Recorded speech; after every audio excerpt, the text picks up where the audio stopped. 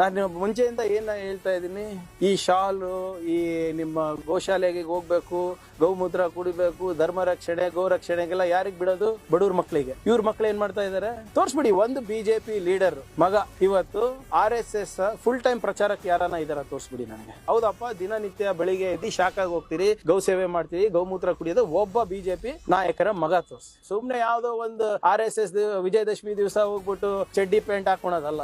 ಕೋಮ ಗಲಭೆಗಳೆಲ್ಲ ಯಾರು ಸಾಯ್ತಾ ಇದಾರೆ ಸರ್? ಇವ್ರ ಮಕ್ಳು ಹೋಗ್ತಾರ ಅಲ್ಲಿ? ಇವರೆಲ್ಲ ಪರೇಶ್ ಮೇಸ್ತಾ ಹೆಸರಲ್ಲಿ ಎಲೆಕ್ಷನ್ ಗೆದ್ರಲ್ಲ ಅಪ್ಪ, ಹೋಗಿದಾರ ಅವ್ರ ಮನೆಗೆ? ಬೇರೆ ಬೇರೆ ಎಷ್ಟೊಂದು ಜನ ತೀರೋದ್ರಲ್ಲ ಪಾಪ ಮಕ್ಕಳು. ಎಲ್ಲಿ, ಎಷ್ಟು ವಯಸ್ಸವ್ರದ್ದು? ಈಗನ ಜಾಗೃತರಾಗಿ ದಯವಿಟ್ಟು ಒಂದು ಉದ್ಯೋಗ ಹುಡುಕಿ ತಮ್ಮ ಕುಟುಂಬದವರಿಗೆ ಒಂದು ನೆರವಾಗಿ. ಕೋಮ ಗಲಭೆಗಳು, ಕೋಮ ಘರ್ಷಣೆಗಳಿಗೆಲ್ಲ ಇವರೆಲ್ಲ ನಿಮ್ಗೆ ಉಪಯೋಗ ಮಾಡ್ಕೊಂತ ಇದಾರೆ. ಹಿಂದುಳಿದ ವರ್ಗದವರಿಗೆ, ದಲಿತರಿಗೆ, ಆರ್ಥಿಕವಾಗಿ ಹಿಂದುಳಿದ ಮೇಲ್ವರ್ಗದವರಿಗೆ ದಯವಿಟ್ಟು ಅದನ್ನ ಬಿಡಿ. ಇವರೆಲ್ಲ ಹೇಳ್ತಾ ಇದಾರಲ್ಲ RSS ಅವರು, ಇವರೆಲ್ಲರೂ ಒಂದ್ಸರಿ ರೈತರ ಪರವಾಗಿ ಪ್ರತಿಭಟನೆ ಮಾಡಿದ್ ನೋಡಿದೀರಾ? ಒಂದ್ಸರಿ ನಿರುದ್ಯೋಗ ಬಗ್ಗೆ ಮಾತನಾಡೋದು ನೋಡಿದೀರಾ? ಬೆಲೆ ಏರಿಕೆ ಬಗ್ಗೆ ಮಾತನಾಡೋದು ನೋಡಿದೀರಾ?